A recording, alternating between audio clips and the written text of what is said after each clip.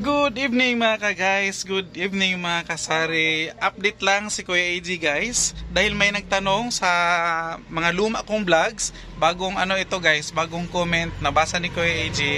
May nagtanong po about sa ating tuyo. Yung tuyo daw ba?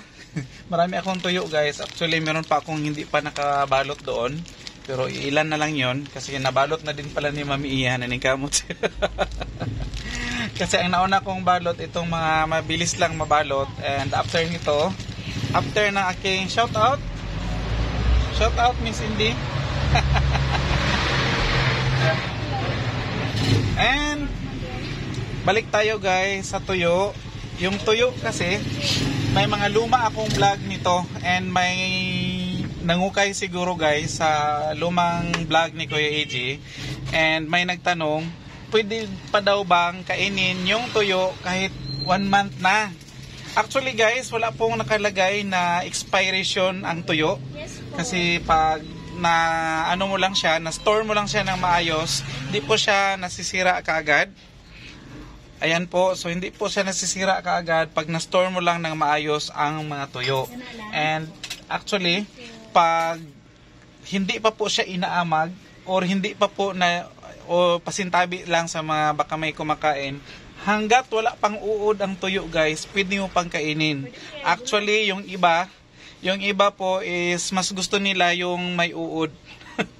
Hindi, may mga group o Pilipino sa ibang mga areas na mas gusto nila yung medyo maamoy na, yung ibang amoy na. Kahit nasa mga karne, gusto nila yung medyo ano na yung amoy, yung medyo mapakla na.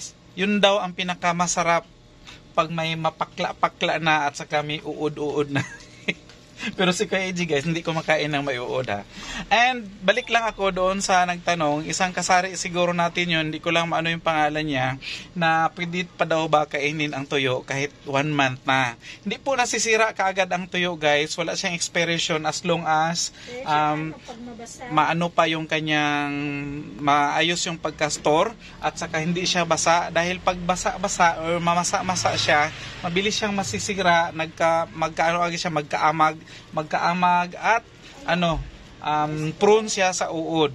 Pero pag may amag na siya guys, ang ginagawa doon sa mga sa mga tawag nito, sa mga bilihan ng tuyo, minsan kasi may mga klase ng tuyo na hindi talaga mabenta kaagad. So abutin siya ng amag. Ang ginagawa nila is binabras ng kunting basa na brush, at saka binabras, kinuha yung amag at saka pinatutuyo. I-air dry nila guys. Naka-air dry yan siya. Maingay lang yung sasakyan.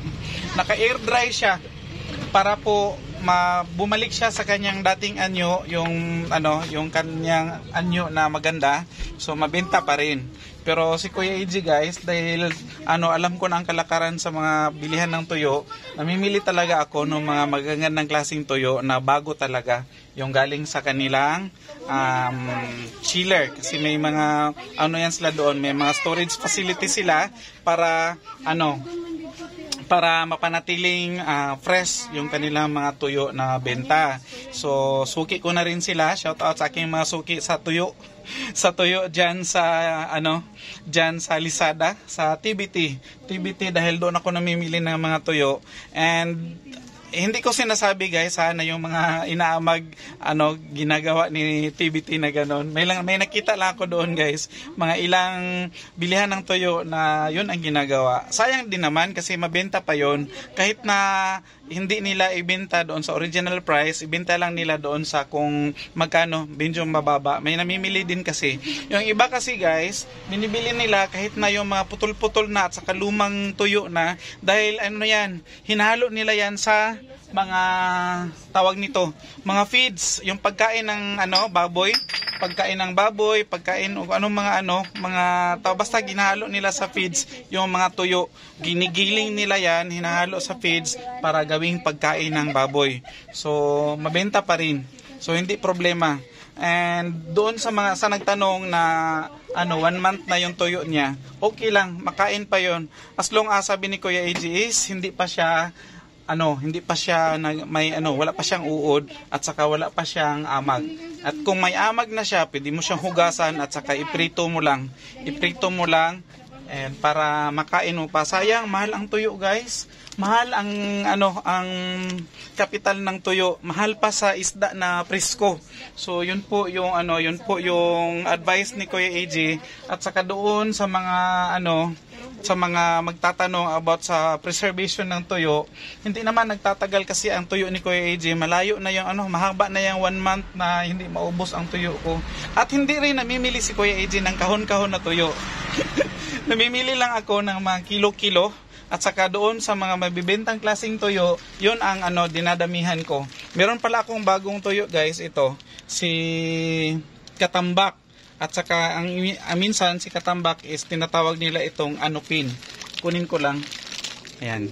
Kasi may nabilhan ako, hindi ito sa guys, hindi ito sa tawag nito sa TBT. Pero maraming ganito sa TBT. Meron kasi kaming kaibigan na nag-offer ng ganito galing sa Zamboanga kasi nagabiyahe yung asawa niya sa Zamboanga, so doon kami namili sa kanila.